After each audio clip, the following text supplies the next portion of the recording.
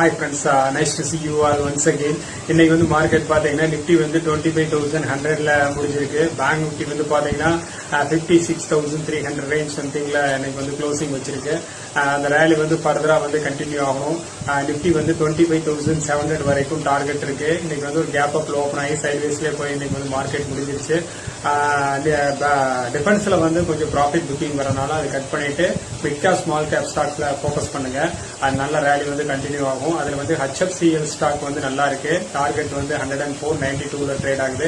NMDC வந்து 72ல trade ஆகுது. அதனோட டார்கெட் வந்து பாத்தீங்கன்னா 84 ரூபீஸ் அளவுக்கு நல்ல ஒரு டார்கெட் இருக்கு NMDC. NCC வந்து 242ல ட்ரேட் ஆகுது. இதனோட டார்கெட் பாத்தீங்கன்னா 262 வரைக்கும் நல்ல மொமெண்டம் இருக்கு. அதை போக்கஸ் பண்ணுங்க. டெட்டகார் வேகன்ஸ் வந்து ஆல்ரெடி சொல்லியிருந்தேன். அதனோட டார்கெட் வந்து 1071. இந்த ஸ்டாக் எல்லாம் போக்கஸ் பண்ணுங்க. மறக்காம ஃபாலோ பண்ணுங்க, ஷேர் பண்ணுங்க. தேங்க்யூ, பாய்.